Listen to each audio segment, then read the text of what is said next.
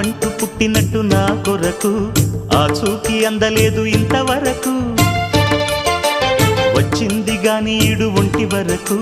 వేధించలేదు నన్ను జంట కొరకు చూశాక ఒక్కసారి ఇంత వెలుగు నా వంక రాను అంది కంటి కునుకు ఈ అల్లరి గారడి